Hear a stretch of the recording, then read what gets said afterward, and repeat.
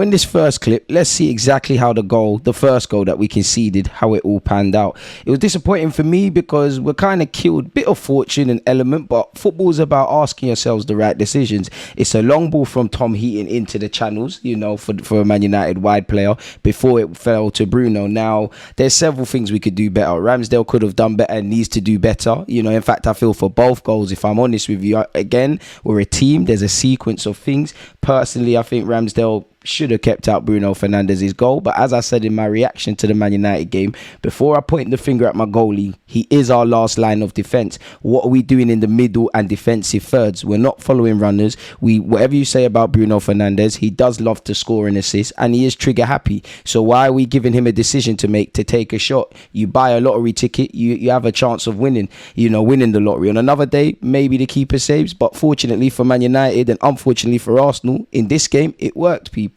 As you can see in the clip, people, essentially, we're not following runners. Ball over the top, it happens. On the face of it, cool, Tomiyasu's done his job. But look at the Man United runners. We've not done well enough with Bruno. We have to close the area and not allow the shot. As you can see in this clip, I've freeze-framed it. At the base of it, there's 5 United players. There's four Arsenal players, 5 in fact, better yet. And there's obviously more individuals out of shot. We had enough to deal with it, but we didn't deal with it. So as you can see, from Bruno, you know, is there. Havertz needs to make sure that doesn't happen. And then as a team, we could all get tighter. Once again, Ramsdale could have done better there.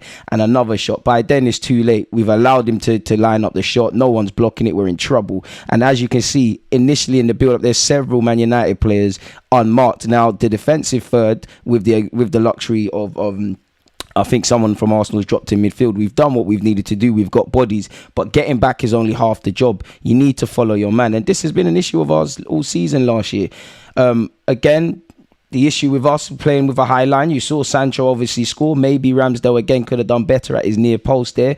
Again, we play a high line. You know this is a risk you take. Man United gambled and it worked. You know, Gabriel has to hold his hands up. He effed up. We move in it, really. So as a team, we need to do better in several circumstances, people. You know, we can't keep doing that if we want to be a team that wins the league. This was almost an identical chance as well, really. But fortunately, Anthony never had his goal-scoring boots, which has been the case for Man United. And for Man United, with Sancho in the false nine, with Wan-Bissaka actually inverting, with the way they were pressing and counter-attacking, there's a lot for Ten Hag to like. As you can see, we play a high line, we're in trouble. On another day, Big Gabby deals with that. Unfortunately, Sancho is proactive and alert to the mistake.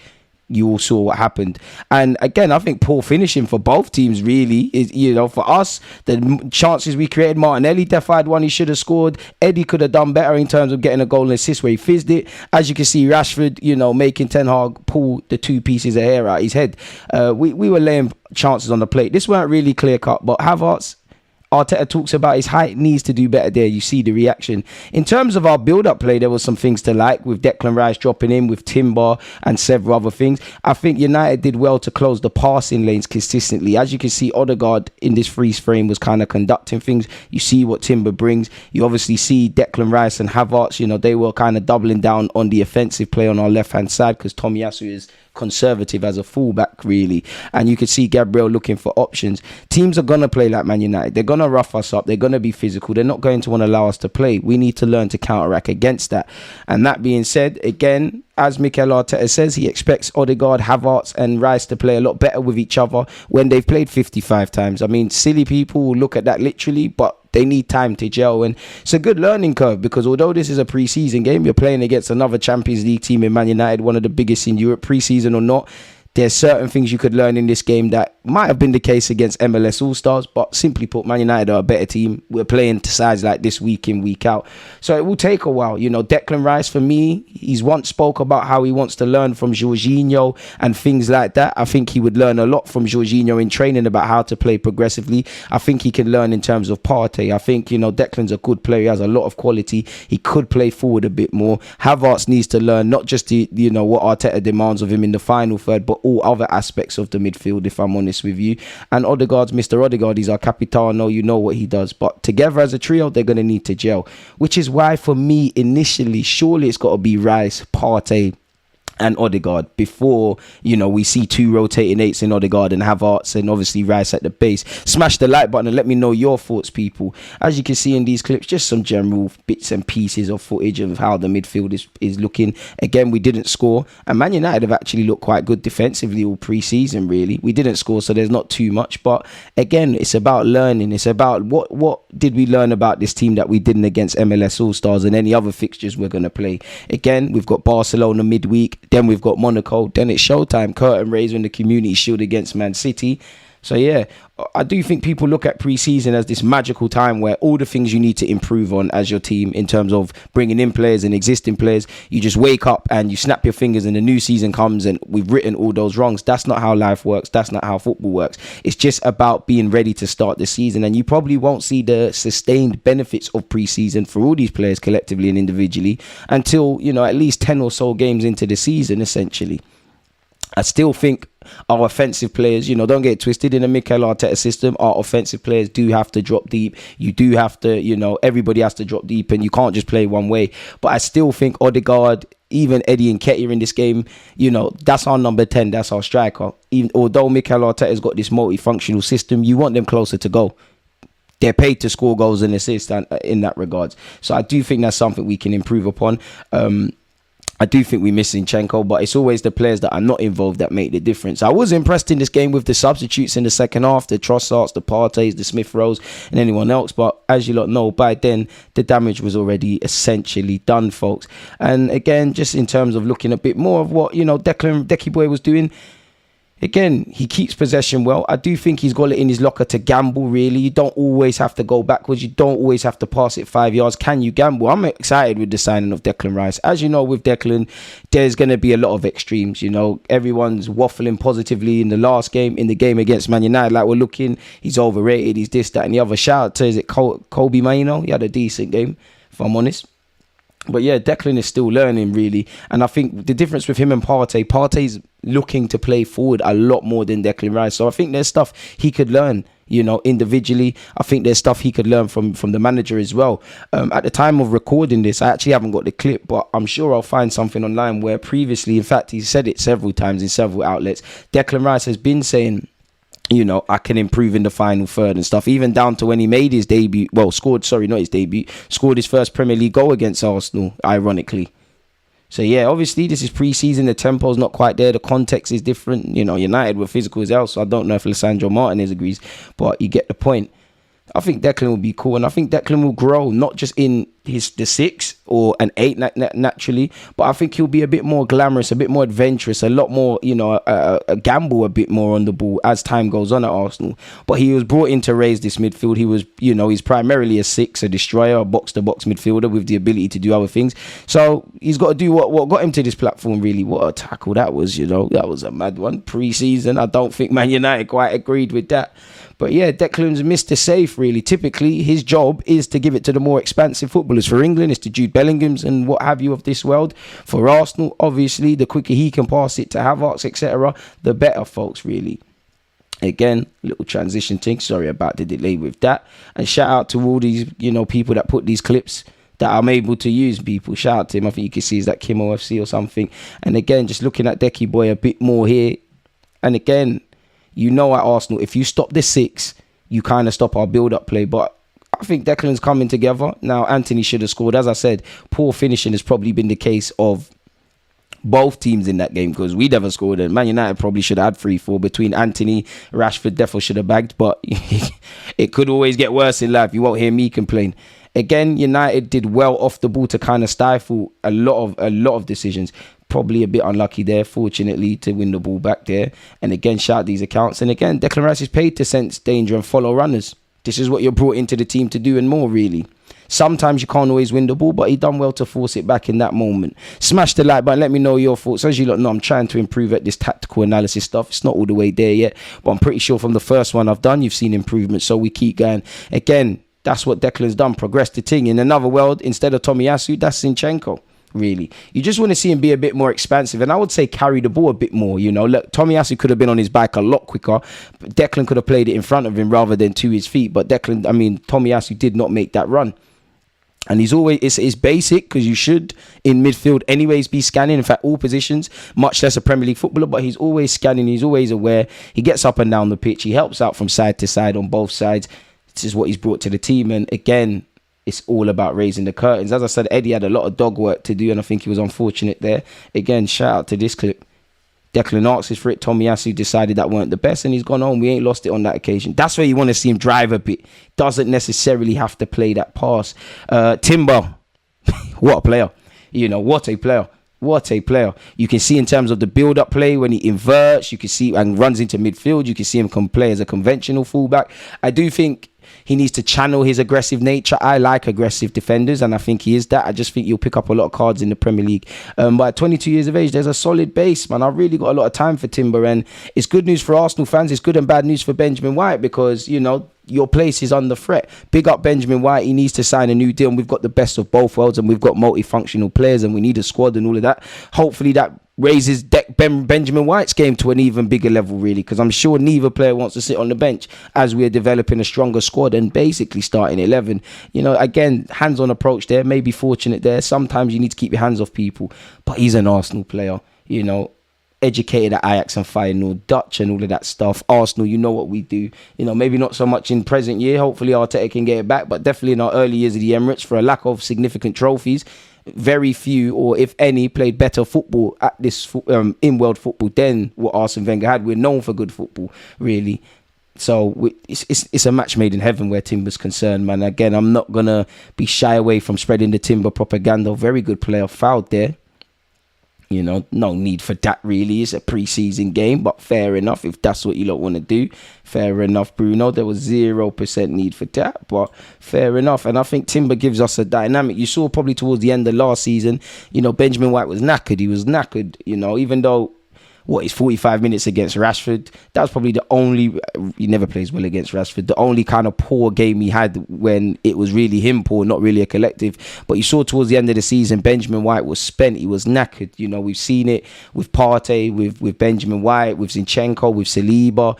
Not really with Jesus, because Eddie did all right, but Jesus, we need a squad because a couple of players are not there. We drop off a level. When injuries are not something exclusive to Arsenal, it happens. So with stronger depth and stronger options, we're doing all right. You got to big up Tomiysu and Kieran Tierney. Tierney, who's spoken about his future and said he wants to stay. Obviously, it's early in the transfer market. A bid might change things. If Tomiysu and Tierney had a good game in their cameos, and as much as I'm happy that we got our 3 big signings in early in Havertz, Rice and Timber, I'm also very happy, you know, that we've signed new deals for players. And I'm very happy that actually Saliba and Tomiysu are fit and available to take part in pre-season. Because Tomiysu, do you remember the initial diagnosis? They were saying, you're not back until September. Hopefully Tomiysu can stay fit. I think he needs to stay fit this season. I think he's a quality squad player, can play across the back four. You know, sometimes there's games you just need someone to defend, and he's a cold-hearted killer at fullback, an assassin, really. You don't want him 1v1 against you, and sometimes you're going to need that. And that's what Tomiysu gives us, really. But the man needs to stay fit. For as much as I like him, and I'm sure the gaffer does as well, you need to stay fit. The best trait you could have is fitness, and I don't know if you could say you're ever 100% confident in, unfortunately, Smith Rowe with his niggling injuries, with historically Kieran Tierney, Tomiysu, and we was just talking about midfield in Thomas Partey staying fit for the duration of the season. Injuries are to a footballer what cutting your finger is to a chef. It just comes with the territory. But I'm happy to have Tomiysu back, and the luxury of utilising him in whatever way, shape or form Mikel Arteta demands suitable. And shout out to Tierney as well. I know for Tierney, it's an interesting time, you know, with him kind of playing like a centre-back when he's come on in pre-season, and with Timber, that inverted on the right-hand side, that could give a new leg to what we're doing. But, you know, Tierney has seen Zinchenko play ahead of him, Kirill play ahead of him, Tomiysu play ahead of him at fullback. You know, I like the fact he gives it a real go of becoming an inverted fullback, but at the same time, it's like asking a fish to climb a tree, essentially. Like, he's not that, he's an organic fullback, really. But Tierney has heart, he has desire. You never have to question his commitment to the cause. He done well there, and I think he's done all right. Would love to see him feature a lot more than he did last season. I think there's a role here for Tierney to play. If he does leave, as you know, we need to get top money for him, because if we was trying to buy Tierney from another club, we all know how much they would put on him. And again, I like the fact him and Tomiysu, sometimes there's going to be games where we need strong defenders. You look at Pep Guardiola, who maybe not so much last season per se, but is known for inverted fullbacks. You know, they've done a lot better defensively, and that probably helped them win their treble. And on top of City being good, you got Stones on the pitch, Diaz on the pitch, Akanji on the pitch, Ake at fullback, Kyle Walker, actual strong 1v1 defenders. And there's going to be games where we're going to potentially need that, people. So yeah, I think Tierney and Tomiysu gave a great account of themselves in unfortunate defeat to Manchester United. People, it's never nice to lose to them, but you got to be gracious. They did everything we didn't. Tactically, they look stronger defensively. They look better in front of goal. They're managing the transitions a lot more. They're exploiting weaknesses. Their players are picking up better positions. They've signed Onana, so that will help them with playing out from the back. And also, from what I saw of the 90 minutes of Heaton deputising, because De Gea's gone and Onana's clearly not played against Arsenal, he's better with a ball at his feet. The whole reason we conceded that first goal was Heaton knocked it into the channels, really. In the modern game, you need a goalie who can play, as silly as it is, essentially. So yeah, I think both men gave a good account of themselves. And again, you keep hearing me saying squad. We need these options. We need a Tomiysu, a Tierney, a Zinchenko, a Timber, a Benjamin White, a Kirio, all of these multifunctional things and stuff that can be done, really. Especially Kirio, if he can develop, then he can put pressure on Gabriel. In terms of age profile and actually depth, we're doing all right defensively in that regards, really. I don't want to let Tierney go, man. I'd say he's actually one of my favourite players in the team, bar the obvious. We will love Martinelli, Saka and all them things. Let me know your thoughts. Don't forget to subscribe and check out the rest of the tactical analysis. We're not done here yet, people. We've got some other things to discuss. Shout out to Smith Rowe. We're going to get on to him in just a second, folks. But yeah, as I said, there's always, whether you win a game of football, whether you lose, there's always something to take away. Pre-season or not, the main thing is fitness. The main thing is just being a bit better than we was yesterday and getting a couple percentages up a level as we prepare for next season. But as we know, there is no pre-season, there's no friendlies, much less pre-season. It's always nice to beat United. It's always nice to win a game of football. It's definitely not nice to concede two and not score yourself. And again, all of these players, bar the obvious, you're all starting again. You all need to show Mikel Arteta you deserve to be in the team. It doesn't matter what you did last year. Last season's gone. Maybe we can waffle about the past and rest on past laurels, but not in this game, in that day and age. Not in this game, not where we're trying to go. What a ball that was from Tierney, showing that he's got tech as well. Shout out the Flying Scotsman. You've got to big up Emil Smith Rowe. Again, it's just fitness. Ironically, Man United away, was that not the beginning of the end per se for his season last year, or better yet, a precursor into how stop-start it potentially was going to be for him? And with Smith Rowe, you need to stay fit, be available, get your fitness, get your confidence, like I'm shown, like you've shown in the Euros, like you've shown previously in an Arsenal shirt. It's just about fitness. And again, in that left 8 role, obviously Havertz is significantly more experienced than Smith Rowe, even though they're kind of the same profile and age and all of that stuff. But if Havertz is to be converted into an 8, surely Smith Rowe stands a good chance of getting that left 8 role, because I'll take you back to the Brighton game a couple of years ago. We lost. We went with Smith Rowe and Odegaard as rotating 8s, and we had Lokonga in the 6. And I said at the time, I think it's a good idea, wrong time. I didn't think Odegaard and Smith Rowe are ready to do that with each other or individually, nor did I think with what was at stake at that time, should Arteta have done that. And the less said about Lokonga as a lone 6, the better. So I think maybe that was a precursor to what Mikel potentially might do now, with Declan Rice at the base, with Havertz and Odegaard either side, people. So it's a very interesting dynamic. But with Smith Rowe, you've got to stay fit. You're probably going to be a peripheral figure for the majority of the beginning of the season. But when your opportunity comes, take it and give Mikel Arteta every reason to keep you in the starting 11, and make sure he can't forget why exactly you're at Arsenal. You signed the number. You wear the number 10. You signed a new deal.